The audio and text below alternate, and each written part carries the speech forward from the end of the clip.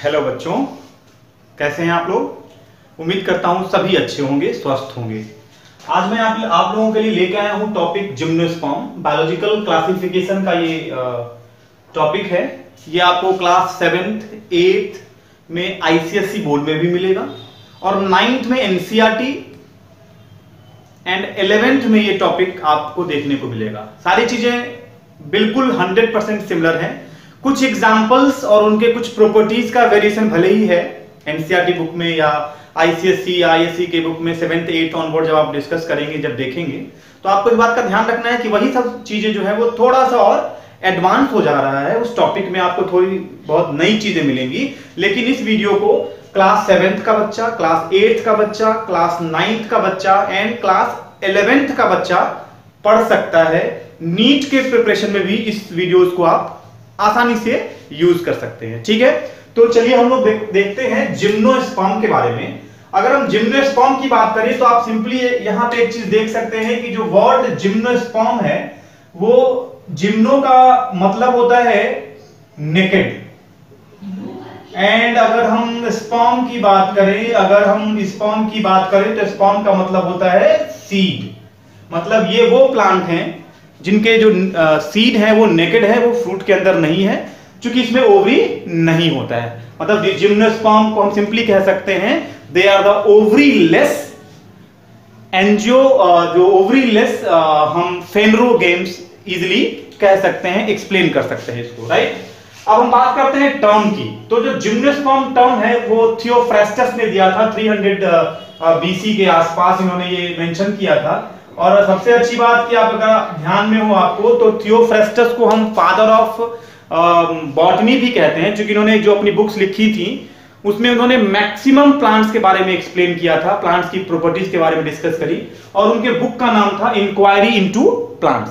कई बुक्स लिखी थी इन्होंने, लेकिन जो टर्म जिम्नोस्पर्म था उसके बारे में इन्होंने इंक्वायरी इनटू बुक्स में, इंक्वायरी इनटू प्लांट्स में जिम्नोस्पर्म के बारे में इन्होंने एक्सप्लेन किया था। ठीक है, अब बात आती है जिम्नोस्पर्म को हम कॉमनली फेनरोगेम्स विदाउट ओवरी, जो अभी अभी मैंने आपको बताया, and naked seeded vascular plants के नाम से भी जानते हैं, क्योंकि इनमें जो सीड्स होती हैं वो ओवरी के अंदर नहीं होती हैं, इसीलिए हम इसको नेकेड सीडेड वेस्कुलर प्लांट के नाम से भी पॉपुलरली जानते हैं। उसके बाद ये जो जिम्नोस्पर्म है ये बहुत ही सबसे छोटा smallest group of plant kingdom है। इसमें नंबर ऑफ प्लांट की जो स्पीशीज है वो बहुत कम है, बहुत छोटा सा ग्रुप है, ये छोटा सा किंगडम है। एंड जो नेक्स्ट प्रॉपर्टी है इसका कि mostly these plants are perennial, woody, trees और शर्ब्स। ये कई तरह की इनमें डाइवर्सिटी है, वे कई तरह की आपको कैरेक्टर्स देखने को मिलेंगे, वुडी भी मिलेंगे, ट्रीज भी मिलेंगे, और श्रब्स में भी कई सारे एग्जांपल्स आपको देखने को मिलेगा। अगर हम इनके मेल और फीमेल गैमेटोफाइट की बात करेंगे तो इसमें ये जो है वो इंडिपेंडेंट फ्री एग्जिस्टेंस के फॉर्म में नहीं होते हैं, ये फ्री एग्जिस्टेंस लिविंग एग्जिस्टेंस के फॉर्म में नहीं पाए जाते हैं। ये इनका एक यूनिक कैरेक्टर है जिम्नोस्पर्म का। और स्टेम्स की अगर हम बात करें तो इसमें भी वुडी, ब्रांच्ड, अगर ब्रांच्ड है तो पाइनस आप उसको देख सकते हैं पाइनस के फॉर्म में, और अगर अनब्रांच्ड है तो आप साइकस के फॉर्म में इजीली आपको देखने को मिल सकता है। और अगर हम इसके लीफ के कैरेक्टर की बात करें तो लीव्स में भी सिंपल, जो हम लोग पढ़ चुके हैं मॉर्फोलॉजी में भी, सिंपल जो पाइनस में मिलेगा, और अगर कंपाउंड है मतलब मल्टीपल लीव्स हैं अगर एक ही पार्ट से, नोडल पार्ट से, तो वो साइकस में आपको देखने को मिलेगा। जबकि अगर हम इनके मेल और फीमेल पार्ट की बात करें, डिस्टिंक्शन ऑफ जो ओवरी है, स्टिग्मा है, और जो स्टाइल है, वो उनमें डिस्टिंक्शन एब्सेंट होता है। तो ये था हमारा जिम्नोस्पर्म के कुछ इंपॉर्टेंट बेसिक कैरेक्टर। ठीक है, इसको आप स्क्रीनशॉट खींच के अपने नोट्स के फॉर्म में भी यूज कर सकते हैं। आप इस बात को बिल्कुल ध्यान में रखें कि ये वीडियो जो है वो क्लास 6th 7th के बच्चे भी जो आईसीएसई के हैं वो इजीली पढ़ सकते हैं, क्योंकि उनके सिलेबस में भी कुछ टॉपिक्स जो है वो डिस्कस किए गए हैं। तो मैंने ये कोशिश की है इसको समराइज करके आपके सामने ये रख सकूं, और क्लास 11th के बच्चे तो 100% जो सीबीएसई के हैं या जो फिर आईएससी बोर्ड के हैं उनके लिए तो ये बिल्कुल बहुत ही बेहतर है, और नीट के प्रिपरेशन में ये कारगर भी साबित हो चुका है। कई सारे क्वेश्चन जो है वो इस टॉपिक से नीट के एग्जाम में आ चुके हैं। So there are 3 different groups known as in gymnosperm।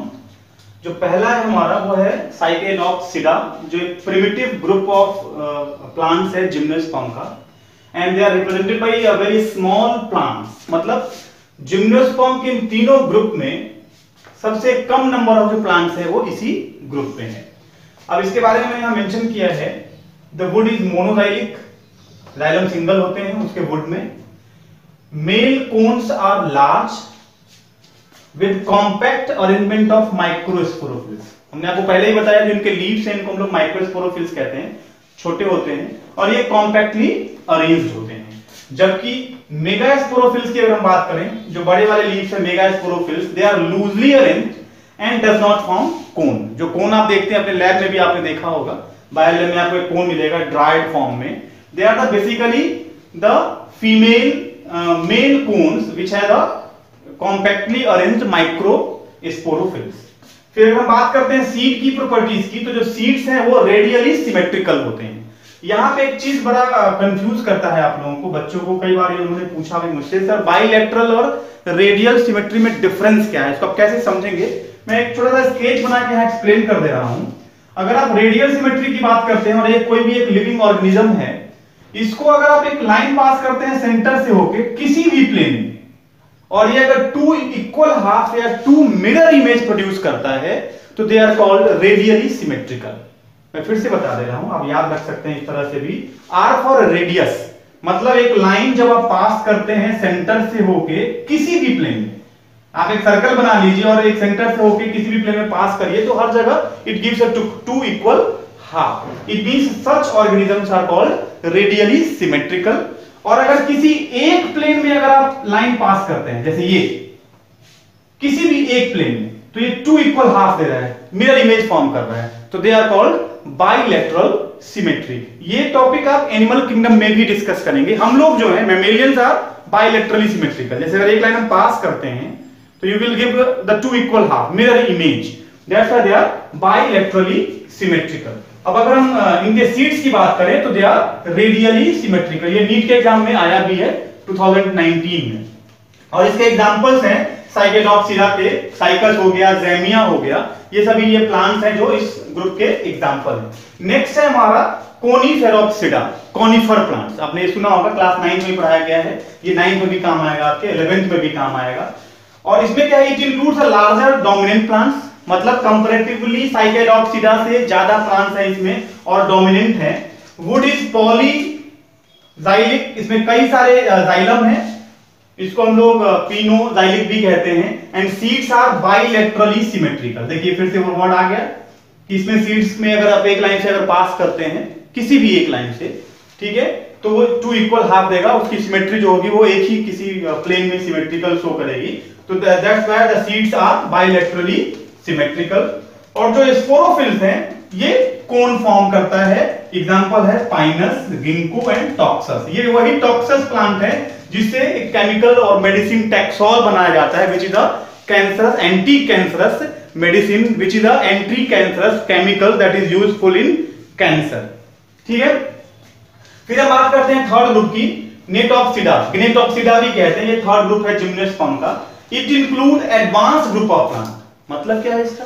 इसका मतलब यह है कि जिम्नोस्पर्म के इन तीनों ग्रुप में ये जो ग्रुप है वो मोस्ट एडवांस्ड है, इसीलिए इसको हमें समझना ज्यादा जरूरी है। इसमें सेकेंडरी जाइलम प्रेजेंट है और इसके सेकेंडरी जाइलम में आपको वेसल्स भी देखने को मिलेगा, जो मोस्टली एंजियोस्पर्म्स में, जो हायर प्लांट्स हैं उनमें देखने को मिलता है। ठीक है, एंड ओव्यूल्स आर ऑर्थोट्रोपस।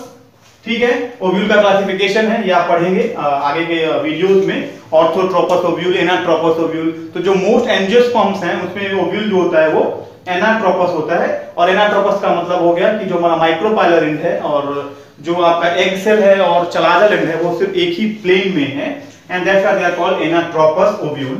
उसके बाद इस एनाट्रोपस ओव्यूल में, सॉरी ऑर्थोट्रोपस ओव्यूल में, जो it consist of long tubular micropyle. जो माइक्रोपाइल होगा वो ट्यूबुलर फॉर्म में होगा और लंबा होगा। ठीक है, और इसके एग्जांपल्स हो गए ग्नेटम, इफेड्रा, आपको फिर वेलवेट किया एक एग्जांपल है प्लांट्स के जो नेटॉप्सिडा में आता है। यहां पे मैंने कुछ चीजें जो है वो इंपॉर्टेंट फैक्ट्स हैं जो थ्रू आउट लाइफ आपके काम आएंगी, आईएसपीसीएस के एग्जाम्स में भी पूछे जाते हैं ये पेपर्स में। Smallest gymnosperm Zamia, largest gymnosperm Sequoia. चिलगोजा जो हम खाते हैं ठंड के समय में, which is a very highly delicious and nutritious seed basically, and that seeds are the seed of Pinus. ये ध्यान में रखिएगा, जो चिलगोजा हम लोग लेते हैं ये सीड है जो पाइनस का सीड कहा जाता है। फिर हमारा इफेड्रीन जो केमिकल है, और ये यूज किया जाता है ये मेडिसिन में, रेस्पिरेटरी डिसऑर्डर में। This is one of the medicinal plant as well, right. उसके बाद है हमारा Cycas, Ginkgo and Metasequoia are the living fossils. इसके बारे में आपको ध्यान रखना है, इसको लिविंग फॉसिल्स के नाम से हम लोग जानते हैं। फिर है Ginkgo biloba is the oldest living fossils. जो गिंको बिलोबा है वो क्या है, ओल्डेस्ट लिविंग फॉसिल्स है, and also called as a connecting link between cycads and conifers. इन दोनों के बीच का कनेक्टिंग लिंक है। ये दोनों मैं बता ही चुका हूं। टेक्सोल जो है वो एंटी कैंसरस केमिकल है, जो टेक्सस प्लांट जो है हमारा जिम्नोस्पर्म के अंदर ही आता है, उससे लिया गया। और उसके बाद लास्ट जो हमने यहां मेंशन किया है वो स्पर्म के बारे में। जो साइकस का जो स्पर्म होता है वो मल्टी फ्लैजिलेटेड होता है, ठीक है। तो इसके बाद वाले पार्ट में, इसके बाद के वीडियो में हम लोग ऑल्टरनेशन ऑफ जनरेशन की बात करेंगे। मेरे इस चैनल को सब्सक्राइब करना बिल्कुल ना भूलें। इसमें आपको सारी चीजें मिलेंगी जो अगर आप आईसीएससी बोर्ड की बात करें तो 6th क्लास के ऑनवर्ड है। ये मैं फिर से आपको बता दूं, जो 6th, 7th, 8th के आईसीएससी की बुक्स में अगर आप देखेंगे वही सेम चीजें लगभग 90% तक सीबीएसई की बुक्स में आपको मिलेंगी। तो the student who are in CBSE board are actually got benefited, as well as those who are in ISC ICSC board, वो क्लास 6 से इन टॉपिक्स को डिस्कस करते हैं और कर सकते हैं। थंबनेल में जो भी टॉपिक आपको देखने को मिल रहा है वो आपके 6th, 7th, 8th की बुक में भी मिलेगा। तो अकॉर्डिंगली आप इसको देख सकते हैं, जिससे कि हर बोर्ड के बच्चों को इसका बेनिफिट मिल सके।